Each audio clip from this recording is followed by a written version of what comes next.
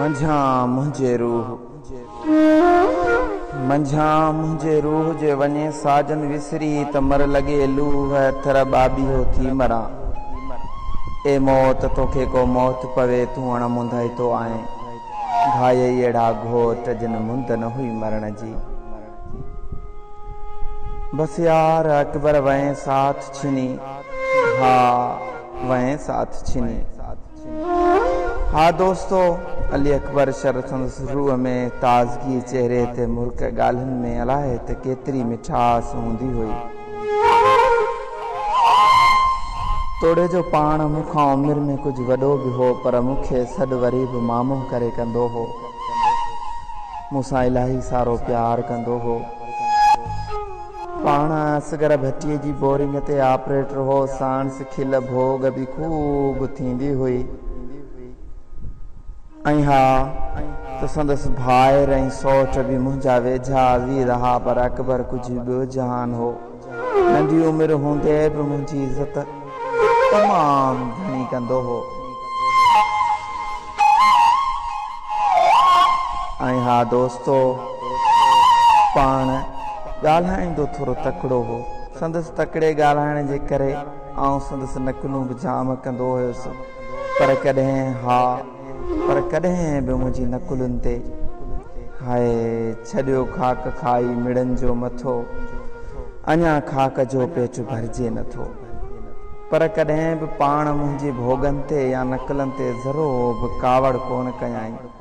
सदाई मुर्की ॻाल्हि टारे छॾींदो हो। हुया त सभु मुंहिंजा वेझा अज़ीज़, पर अकबर मुंहिंजे रूह जो माण्हू हो। छो त संदसि तबियत में बेस या अजायो तकरार ज़रो बि कोन हो। न ई का कंहिंजी गिला या गीपत संदसि चपनि ते हुई। उन करे मुंहिंजे दिलि खे अज़ीज़ हो। पाण बि मूंसां खिल भोग मोहबतूं प्यार इलाही सारी इज़त इलाही सारी पंहिंजाइप मूंखे अर्पींदो हो। सेई जोबन ॾींहं जॾहिं सॼण सफ़र हलिया, रोआं रहन न सिपरी आयल करियां कीअं, मूंखे चाढ़े चीअं वणजारो वियो वाहिरे। तारीख़ 25 सूमर जो ॾींहुं हो। मुंहिंजो बि पाणीअ जो वारो हो। सारो ॾींहुं बोरिंग ते खिल भोग में खूब गुज़ारियासीं। 11 या 12 वॻे आउं कंहिं कम सां गे निकिरी वियुसि। पोयां अकबर बि कम सां केले जे बाग़ ते निकितो त शायदि वक़्त जी का उहा भाॻी घड़ी हुई जो अकबर खे नांग कखे विधो। राति असां खां प्यारा विछड़िया, चांडोकिन खां चारा विछड़िया, सावण कहिड़े कारण ईंदो दिलि खां जो दिलि वारा विछड़िया। ऐं हा पोइ संदसि सौट गुलाम रसूल अकबर खे मोटर साइकिल ते खणी अस्पताल वियो, जिथां हू दवा वठी वरी वापसि मोटी आयो। ऐं मूंखे अञा का बि ख़बर कोन हुई। पाण हाण मूंखे चयाईं त यार सिकंदर, अॼु मूंखे नांग कखे विधो आहे। ऐं संदसि मूं ज़हन जे दबाव खे पंहिंजे मदे नज़र रखंदे खिली चयो, यार अकबर, भला नांगनि खे बि छा नांग खाईंदा आहिनि छा? पाण मुर्की चयाईं, यार सच थो चवां सिकंदर, अॼु मूंखे नांग कखे विधो अथई। पोइ मुंहिंजे बि ज़हन ते ॻाल्हि तरी ऐं हिकदमि आउं बि उथी चवणु लॻुसि त यार अकबर, पोइ हिते छा थो करीं? हल त हलूं कंहिं अस्पताल। चयाईं, यार हींअर दवा वठी आयो आहियां। डॉक्टर इहो चयो आहे त का वॾी ॻाल्हि नाहे, बसि कुझु देरि खां पोइ तूं सही थी वेंदे। हा कुझु देरि खां पोइ तूं सही थी वेंदे। बसि कुझु देरि वेहण खां पोइ वरी मूंखे इहो चयाईं त यार आउं घर थो वञा सिकंदर, कुझु देरि आराम कयां, शायदि सही थी वेंदुसि। बसि पोइ घर रसण खां पोइ कुझु देरि गुज़री त वरी संदसि भाउ असगर ऐं संदसि सौट मुस्तफ़ा खेसि मोटर साइकिल ते खणी निकिता। आउं अञा ताईं उते बोरिंग ते ई वेठल हुअसि। पुछियोमांनि त केॾां था वञो? चयाऊं, हमरा सही न आहे, संदसि टेस्ट कराए अचूं था। सो मूं चयो त अदा शायदि ई ॿिए पासे किथे टेस्ट जो सिस्टम हुजे, तव्हां सिविल में वञो, छो त ज़ाहिरी मिज़ाजनि जूं दवाऊं ऐं टेस्टूं उते ई थींदियूं आहिनि। ऐं कुछ देर बाद गुज़रण खां पोइ मूं असगर सां फ़ोन ते राब्तो करे पुछा कई। चयईं त टेस्ट कई आहे, कुछ भी ना है, बस हमरा नॉर्मल आ। कुछ देर खां पोइ वापसी ॻोठ मोटी था अचूं ऐं वापस घर भी पहुता। सो वरी बि करात जो अध महल संदसि तबियत ख़राब थी खेसि हैदराबाद खणी विया, पर उन ॻाल्हि जो मूंखे इल्मु कोन हो। आऊं बि सारे ॾींहं जे कमनि कारनि खां बेदार थी सुम्ही पियो हुउसि। 26 तारीख़ सुबुह जो 6:30 वॻे मूंखे घर वारनि निंड मां जाॻाए ॿुधायो त सिकंदर अकबर हिन जहान मां अलविदा चई वियो अथई हलियो, त मूंखां पहिरियां छिरक छॾाए वियो ऐं मूं यकीन कोन थे कयो। ऐं हिकदमि घरां ॿाहिरि निकिरी वोटियनि ते रस्तनि ते उन बोरिंग ते डोड़ंदो आयुसि जिते असांजूं ख़ूब कचहरियूं थींदियूं हुयूं दोस्तो। हा, उते अची मूंखे वरी बि गुलाम रसूल जे नंढड़नि ऐं ॻोठ वारनि ॿियनि ॿुधायो त हा यार अकबर पाण खां हमेशह लाइ जुदा थी वियो। यार वञी यारी टोड़े ॿिए यार सां यार थियो। दूर थींदा वञनि रोज़ जोगीअड़ा, तूं अञा थो जीअं हायड़े जीअड़ा।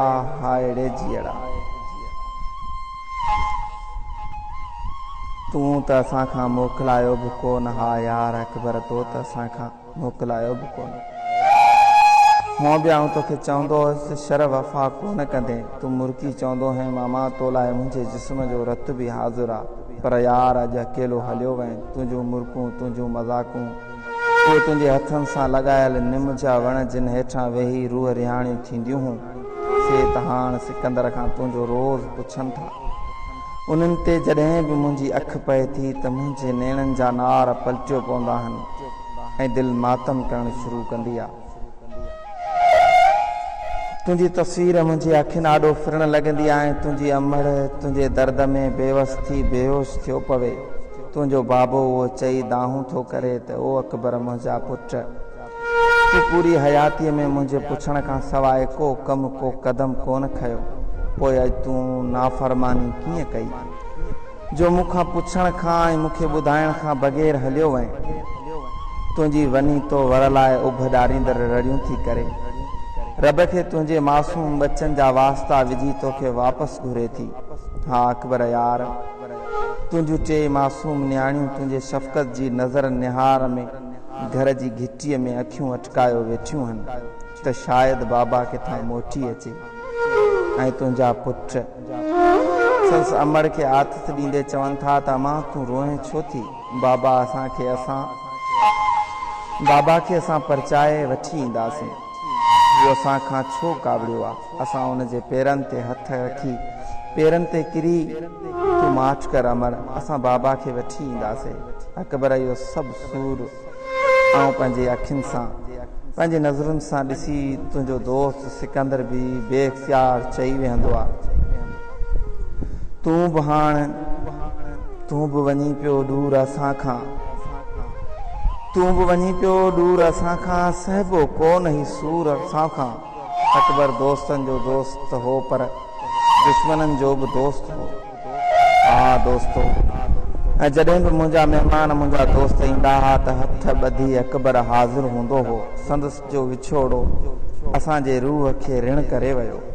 26 तारीख़ मंझंदि जो 2 वॻे सवें अखियुनि आलियुनि सां असां अकबर जो मड़ सैयद बिलावल शाह कब्रिस्तान मिठीअ मां हवाले करे मोटियासीं।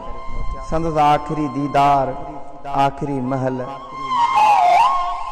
जॾहिं मुंहिंजी चेहरे ते नज़र पई, संदसि जे चेहरे ते मुर्क ॾिसी इहो महसूस थियो त रब तो मथां राज़ी आहे। अकबर, तूं हिक माउ जी झोली मां निकिरी ॿी माउ जी गोद में आरामी थियो आहीं। शाल रब तुंहिंजी अमड़, तुंहिंजे बाबे, तुंहिंजी वनी, तुंहिंजे भाइरनि, तुंहिंजी औलाद खे सब्र जी तौफ़ीक़ ॾे। अल्लाह पाक करे तूं जन्नत फिरदौस में बाग़नि में मस्तनि जियां माणींदो रहीं। यार तुंहिंजी जुदाई असां खां बर्दाश्त नथी थिए। तुंहिंजो विछोड़ो असांजे हाव खे खाए पियो, पर छा कयूं यार अकबर, छा कयूं तूं ई ॾस, असां छा कयूं। फानी में फानी दुनिया दम न हिकिड़ो, लटे लोड़ लटनि सी जोड़ी दई जानी, कोॾ रही कानी आहे सिर सभु कंहिंजी।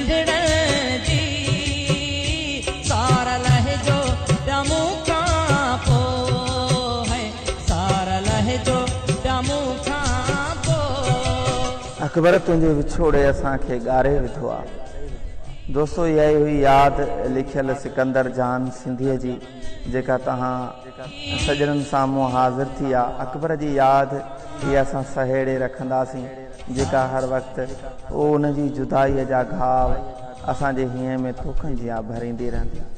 वरी ॿी मुलाक़ात ताईं पंहिंजे भाउ सिकंदर जान सिंधीअ खे मुर्की ॾींदा मोकल। हीअ आवाज़ बि सिकंदर जान सिंधीअ जो हुयो ऐं लिखियल तहरीर बि सिकंदर जान सिंधीअ जी हुई।